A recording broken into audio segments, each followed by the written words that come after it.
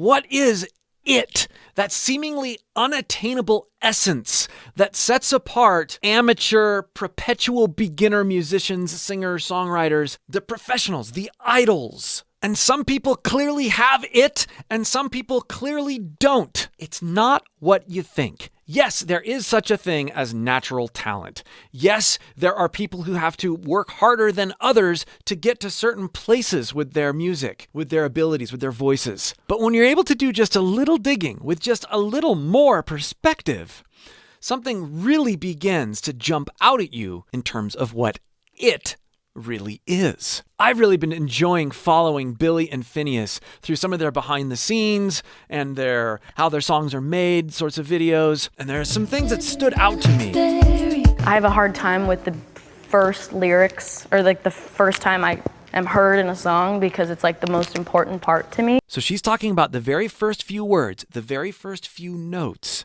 She wants those to come across just so. I will spend like days and days and days trying to get the right take of the first line. I'm so specific about what notes I'm doing, and so even though they feel like I'm just going, I want you to stay, I'm like, da da da da da, I want you to stay. So an ordinary person writes the melody, and I want you to stay, and sort of sings it, and I got the notes, I'm good feel or whatever, and then they move on. They don't overthink it. They just kind of do it. That's not what Billie is doing. That is not at all what they're about. There is a meticulousness here as writers, performers, arrangers, recording producers that is not present in most recordings. I want you to stay. And it has to be those da, stay. It's not like a little slide. It's like two notes. Yes. Ba-dum. You could hear Finneas playing the da-da, and you hear her, even as she's haphazardly doing it, she's trained that muscle memory into her voice. So now she can do it. But she just said it took days to get the right kind of energy out of that first line. Days of recording, days of listening back, multiple sessions of going, no, that's not quite it. I don't know what is it yet, but I'm going to keep going until I find it, until it fits, until it hits me a certain way. Notice how many times I'm saying the word it. We're finding it as we embrace this type of mentality. When I was touring, I never did a singing lesson. I would never even did a vocal warm-up. I never really did a vocal warm-up. I would do like 5 minutes of like lip trills. You know, your voice is truly like an instrument, and if you work on it and you train and you practice, you actually can strengthen it and actually get better. And I can't even tell you how big of a difference like training has done for me. It's been really incredible. Billie Eilish. Training her voice. Now, there's a lot of training that happens by proxy as she's in the studio and working things out. But the fact that she's engaging in mindful training with her voice, you have this stair-stepping thing, this climbing on the back of your own training that allows you to improve exponentially. It's not enough just to be artistically creative. You're going to start hitting walls, but you're going to be able to jump over those walls if you embrace the idea of mindful, disciplined vocal training. I wouldn't have been able to sing it how I did and sing it on stage how I do without the training that I've been doing. It's really awesome. Yes. Also, I was singing it like die. I was like it was very guttural. We have the demo of that version, and it's really tough. It's tough. Okay, listen carefully here. I listened to it recently, and I was like, it sounds like a horn. There's both of them not liking the sound that's coming out of Billie's voice. But they're not stopping. They're not stopping with, I don't like my voice. Which is so common for people when recording, when practicing. Instead of building a wall right there and going, I don't sound good, and then getting all discouraged, listen on. It sounds like a horn. But she did a bunch of beautiful harmonies on those dies, harmony too.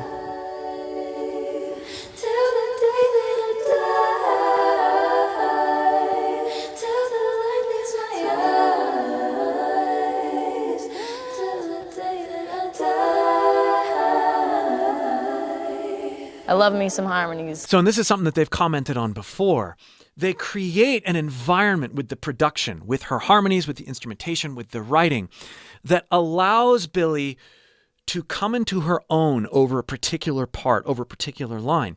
And then something that wasn't working, that they've banged their heads up against the wall to make work, that isn't sounding good, that's discouraging, that sounds like a horn. Once that environment is created, she can go back and make it work, or discover how it does work. It's not a make, it's a, oh yeah, this now works because of what we've created around it, and this inspires a more connected performance.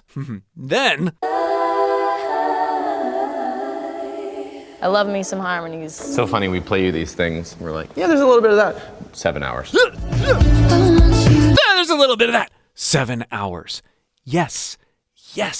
I can't tell you how many recording sessions I've been involved with that are nowhere near on this sort of scale, where it takes hours and hours of seemingly endless energy being poured out over something until it's right. Chris Cornell, during the recording of the vocals during Soundgarden's Super Unknown, the song Black Hole Sun, spent the entire day laying vocals down for one song, a song that he'd written for a major label release. After the whole day, they listened to it and it's like, no, this is not it. He complained of having migraines at the end of the days where he would record sessions with his vocals. And he'd come back the next day ready to go. But that's how hard they're working. After that day of recording, the producer told Chris Cornell to go home and listen to some Frank Sinatra and then come back and record it again. Spent another whole day and finally got the vibe they were wanting.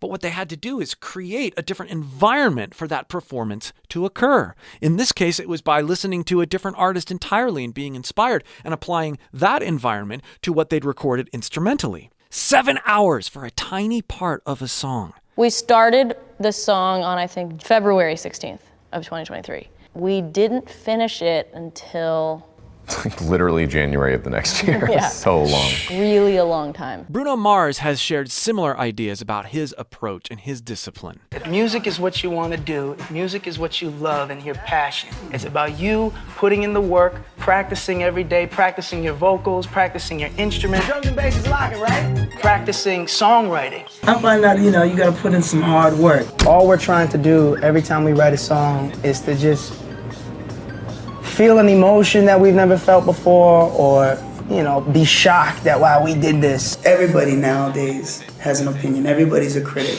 You feel it in your heart? So yeah, talent, connections, starting really young, having money, whatever. Those are all things that can help propel you to great artistry, but they can also get in the way. What is it then?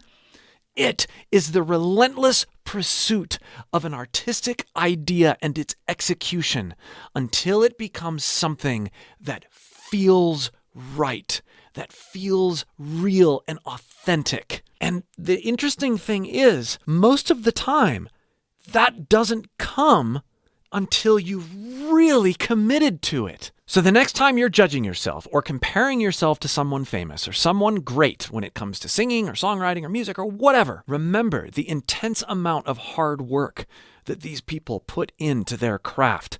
And remember that you can do the same.